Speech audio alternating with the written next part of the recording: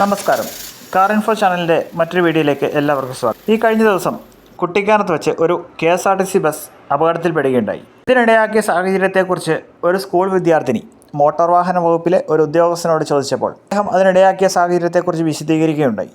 പലർക്കും സംഭവിക്കുന്ന ഒരു കാര്യമാണ്, അല്ലെങ്കിൽ നമുക്ക് പലർക്കും അറിവില്ലാത്ത ഒരു കാര്യമായിരിക്കാം. ഹൈറേഞ്ച് മേഖലകളിൽ കൂടെ യാത്ര ചെയ്ത് പരിചയമില്ലാത്ത ഡ്രൈവർമാർക്ക് ഇതിനെപ്പറ്റി വലിയ ധാരണ ഉണ്ടാവില്ല. ഡ്രൈവർമാരായ നമ്മൾ ഓരോരുത്തരും അറിഞ്ഞിരിക്കേണ്ട ഒരു കാര്യമാണ് ഈ ഉദ്യോഗസ്ഥൻ നമുക്ക് പറഞ്ഞു തരുന്നത്.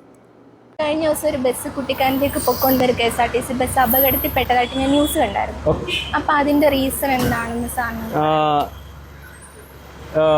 പലപ്പോഴും നമ്മളുടെ അജ്ഞത കൊണ്ടോ അല്ലെങ്കിൽ നമുക്കൊരു അതെങ്ങനെ വാഹനം ഓടിക്കണമെന്നുള്ള ഒരു വിമുഖത കൊണ്ടോ പലപ്പോഴും ഇറങ്ങി വരുന്ന സാഹചര്യങ്ങളിൽ പലരും ആ ഇറങ്ങി വന്ന ടോപ്പ് ഗിയറിൽ അറിയാം, ടോപ്പ് ഗിയർ വരുമ്പോൾ കൂടുതലും മൈലേജൊക്കെ കിട്ടും. പക്ഷെ നമ്മൾ ശ്രദ്ധിക്കേണ്ട ഒരു കാര്യം, നമ്മുടെ വാഹനത്തിൽ 3 തരം ബ്രേക്കിംഗ് ഉണ്ട്. ഒന്ന് ഹാൻഡ് ബ്രേക്ക്, ഒന്ന് സർവീസ് ബ്രേക്ക്, നമ്മൾ ഫുഡിൽ ഓപ്പറേറ്റ് ചെയ്യുന്നത്. ഈ 2 ബ്രേക്കിനേക്കാളും ഏറ്റവും കൂടുതൽ എഫിഷ്യൻ്റ് എന്ന് പറയുന്നത് ഏത് ബ്രേക്കാണെന്ന് അറിയാം. മൂന്നാമതൊരു ബ്രേക്കുണ്ട്, അത് പലർക്കും അറിയത്തില്ല. എൻജിൻ തന്നെ ആ സിറ്റീസ് അതൊരു ബ്രേക്കായിട്ട് വർക്ക് ചെയ്യും. അതാരെങ്കിലും പറഞ്ഞതെന്ന് അറിയാമോ? അറിയത്തില്ല. ഓക്കെ, അപ്പോൾ അതെങ്ങനെ യൂട്ടിലൈസ് ചെയ്തതെന്ന് പറഞ്ഞാൽ, നമുക്ക് ഫസ്റ്റ് ഗിയർ എന്ന് പറഞ്ഞാൽ ഒരു വാഹനത്തിനെ സംബന്ധിച്ചിടത്തോളം അത് അതിൻ്റെ ഇനേർഷ്യ സ്റ്റേറ്റിൽ നിന്നും അതിനെ മുന്നോട്ട് ഹൈ ടോർക്കിൽ നീക്കുന്നതിന് വേണ്ടിയിട്ടാണ് ഫസ്റ്റ് ഗിയർ. അത് ആ മുന്നോട്ട് നീർന്നു കഴിഞ്ഞാൽ ഫസ്റ്റ് ഗിയർ അവിടെ തീർന്നു. പിന്നെ നമ്മൾ ഗ്രാജുവലി ഓരോ ഗിയർ സെലക്ട് ചെയ്ത് വരുമ്പോഴത്തേക്ക് ടോർക്ക് കുറയും, പകരം എന്ത് സംഭവിക്കും? സ്പീഡ് കൂടും. ഓക്കെ, സ്പീഡ് കൂടി വരും. അപ്പോൾ നമുക്ക് നിയന്ത്രിക്കാൻ പറ്റുന്ന രീതിയിൽ വാഹനത്തിൻ്റെ വേഗത എഞ്ചിനെ കൊണ്ട് ബ്രേക്ക് ചെയ്യുന്ന സംവിധാനമാണ് ലോവർ ഗിയറിലേക്ക് വരിക എന്നുള്ളത്. അപ്പോൾ നമുക്ക് ഈ കയറ്റം ഇറങ്ങി വരുമ്പോൾ നമ്മൾ ടോപ്പ് ഗിയറിലാണ് വാഹനത്തിൻ്റെ വേഗത കുറയ്ക്കാൻ വേണ്ടി ബ്രേക്ക് അപ്ലൈ ചെയ്യുന്നത്. ഈ ബ്രേക്ക് അപ്ലൈ ചെയ്തുകൊണ്ടിരിക്കണം, സ്പീഡ് കുറയാണ്, അല്ലേ? ശരിയല്ലേ? നമുക്കറിയാം, ഈ ലൈനർ തമ്മിൽ അല്ലെങ്കിൽ ഡ്രമ്മിൽ ഈ ലൈനർ ഉരഞ്ഞു കഴിഞ്ഞാൽ എന്ത് പ്രൊഡ്യൂസ് ചെയ്യും? ഫ്രിക്ഷൻ മൂലം എന്തുണ്ടാവും? ആഫ്റ്റർ എഫക്റ്റ് എന്താണ്? ഹീറ്റ് ജനറേറ്റ് ചെയ്യും, അല്ലേ? ഈ ഹീറ്റും നമ്മളുടെ ബ്രേക്കിങ്ങുമായിട്ട് എന്താണ് ഇൻവേഴ്സ്ലി പ്രൊപ്പോർഷണലാണ്. ഇതിൻ്റെ ഹീറ്റ് കൂടുമ്പോൾ ഈ ലൈനറിൻ്റെ കോഎഫിഷ്യൻ്റ് ഓഫ് ഫ്രിക്ഷൻ കുറയുകയും അത് ബ്രേക്കിംഗ് എഫിഷ്യൻസിയെ ബാധിക്കുകയും ചെയ്യും. അപ്പം നമ്മളത് എന്ത് ചെയ്യണം? ഇതിന് ഹീറ്റ് ആകാനുള്ള അവസരം കൊടുക്കരുത്. അതിനുവേണ്ടി വണ്ടിയുടെ സ്പീഡ് ഇപ്പോൾ ഒരു ഉദാഹരണത്തിന് ഒരു 80 കിലോമീറ്റർ സ്പീഡാണെന്ന് വെക്കുക, ടോപ്പ് ഗിയറിൽ അല്ലെങ്കിൽ 5th ഗിയർ. നമ്മളൊരു ചെറിയ ബ്രേക്ക് അപ്ലൈ ചെയ്തിട്ട് 4th ഗിയറിലേക്ക് അതിന് ഷിഫ്റ്റ് ചെയ്യാം. എന്നാൽ ആക്സിലേറ്ററിൽ ഇനി പൂർണ്ണമായിട്ടും കാലെടുത്തേക്കണം. ഇനി എന്ത് ചെയ്യണം?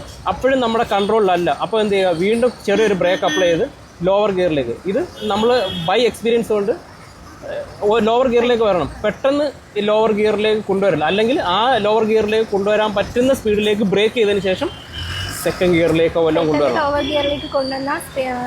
പെട്ടെന്ന് ലോവർ ഗിയറിലേക്ക് കൊണ്ടുവരല്ലേ, ബ്രേക്ക് ചവിട്ടി. ഇപ്പോൾ സെക്കൻഡ് ഗിയറിൽ ഒരു പർട്ടിക്കുലർ സ്പീഡുണ്ട്. അത് ആ വണ്ടി ഓടിക്കുമ്പോൾ നമുക്കറിയാം, ഒരു 10 കിലോമീറ്റർ അല്ലെങ്കിൽ 30 കിലോമീറ്റർ ഓരോ വണ്ടി ഓടിച്ചു കഴിയുമ്പോൾ അപ്പോൾ ആ സ്പീഡിലേക്ക് കൊണ്ടുവരുമ്പോൾ തന്നെ ഓട്ടോമാറ്റിക്കായിട്ട് ബ്രേക്കായി.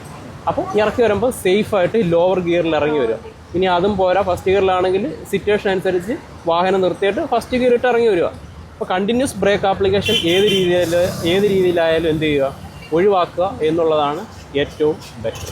അപ്പോൾ ഇതിൻ്റെ ബ്രേക്ക് അപ്ലൈ ചെയ്തതാണോ പ്രശ്നം? അതെനിക്കറിയില്ല. ഞാൻ പറഞ്ഞത് ഒരു കാരണം ഇങ്ങനെയാവും. കണ്ടിന്യൂസ് ബ്രേക്ക് അപ്ലൈ ചെയ്ത് കഴിഞ്ഞാൽ എന്ത് പറ്റും?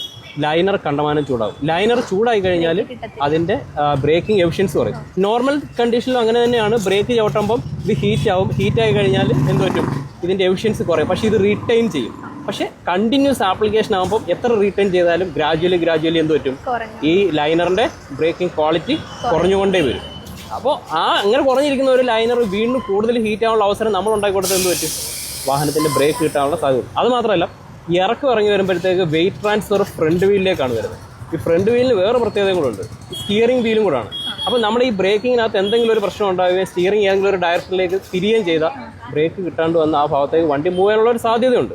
അപ്പം ഇങ്ങനെയൊക്കെയുള്ള കുറേ സാഹചര്യമാണ്. അപ്പം നമ്മൾ ശ്രദ്ധിക്കേണ്ട ഒരു കാര്യം, കയറ്റം കയറാൻ വേണ്ടി ഏത് ഗിയറാണോ യൂസ് ചെയ്യുന്നത് അതേ ഗിയറിൽ തന്നെ എന്ത് ചെയ്യണം? ഇറങ്ങി വരികയും ചെയ്യണം. അത് മൈലേജിനെ ബാധിക്കുന്നില്ല. കാരണം നമ്മൾ എന്ത് ചെയ്തിട്ടുണ്ട്? ഫ്യൂവൽ നമ്മൾ കട്ട് ചെയ്തിട്ടുണ്ട്. ആക്സിലേറ്റർ പിന്നെ നമ്മൾ തൊടുന്നില്ല. ആ എൻജിൻ ബ്രേക്കിങ്ങിലാണ് നമ്മൾ ഇറങ്ങി വരുന്നത്.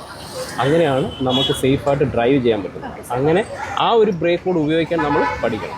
അതുപോലെ ഹാൻഡ് ബ്രേക്കിൻ്റെ കേസ് നമ്മൾ വാഹനം മുന്നോട്ടെടുക്കുമ്പോൾ എപ്പോഴും ഗിയർ സെലക്ട് ചെയ്തതിന് ശേഷം വേണം ഹാൻഡ് ബ്രേക്ക് റിലീസ്. ഞാൻ ഈ ഡ്രൈവിംഗ് ടെസ്റ്റ് നടത്തുമ്പോൾ പലപ്പോഴും ശ്രദ്ധിച്ചോളൂ, വണ്ടി സ്റ്റാർട്ട് ചെയ്ത ഉടൻ തന്നെ എന്ത് ചെയ്യും, ആൾക്കാർ ഹാൻഡ് ബ്രേക്ക് റിലീസ് ചെയ്യും. അതൊരിക്കലും ചെയ്യരുത്. എസ്പെഷ്യലി കയറ്റത്ത് ഏറ്റവും സ്യൂട്ടബിളായിട്ട് അനുയോജ്യമായ രീതിയിൽ 1 ഇഞ്ച് പോലും ബാക്കിലോട്ട് വാഹനം ഉരുളാത്ത രീതിയിൽ വാഹനം മുന്നോട്ട് കയറ്റത്തെടുക്കാൻ പറ്റുന്നത് ഈ ഹാൻഡ് ബ്രേക്ക് കൂടെ സപ്പോർട്ട് ചെയ്തിട്ടാണ്. നിങ്ങൾ പറയുന്ന ഹാഫ് ക്ലച്ച് അല്ല, അതിന് ബൈറ്റിംഗ് പോയിന്റ് എന്നാണ് പറയുന്നത്. ടെക്നിക്കൽ ടൈം അങ്ങനെയാണ്, ബൈറ്റിംഗ് പോയിന്റ് എന്ന് പറയണം. ആ ബൈറ്റിംഗ് പോയിന്റിൽ വണ്ടി എടുത്തു കഴിഞ്ഞാൽ ഓക്കെ കറക്റ്റ് ആയിരിക്കും. ഇനി അതിനൊരു സപ്പോർട്ടായിട്ട് നമുക്ക് എന്ത് ഉപയോഗിക്കാൻ പറ്റും, ഹാൻഡ് ബ്രേക്ക് യൂസ് ചെയ്യാൻ പറ്റും. അപ്പോൾ ഇത്തരത്തിൽ വണ്ടി ഓടിച്ചു കഴിഞ്ഞാൽ അല്പം ബ്രേക്കിംഗ് എഫിഷ്യൻസി കുറവുള്ള വാഹനമാണെങ്കിൽ പോലും എന്ത് ചെയ്യാം, നിയന്ത്രിച്ച് ഇറക്കം ഇറങ്ങി വരാം. ഈ ഇറക്കം ഇറങ്ങി വരുമ്പം ചിലർ ചെയ്യുന്ന കുറച്ചുകൂടി ഒരു വലിയൊരു ബ്ലണ്ടർ പണിയുണ്ട്, ന്യൂട്രൽ അടിക്കുക എന്ന് പറയുന്നതാണ്. ശബരിമലയിൽ മിക്കവാറും സംഭവിക്കുന്ന ഒരു കേസിട്ടാണ്. അന്യസംസ്ഥാനത്തു നിന്ന് വരുന്ന ഈ ഡ്രൈവർമാർ പലപ്പോഴും ഏതോ ദൈവഭാഗ്യം കൊണ്ട് ഇപ്രാവശ്യം അങ്ങനെയുള്ള ഒരു കാഷ്വാലിറ്റീസ് ഉണ്ടായിട്ടില്ല. ഇത്രയും ദിവസമായി ഇതുവരെ ഒരു ബസ്സും ശബരിമലയിൽ അപകടത്തിൽപ്പെട്ടില്ല. അത് ഞങ്ങളുടെ ഡിപ്പാർട്ട്മെൻറ്റ് സേഫ് സോൺ എന്ന് പറയുന്ന ഒരു പദ്ധതി അവിടെ ആവിഷ്കരിച്ചിട്ടുണ്ട്.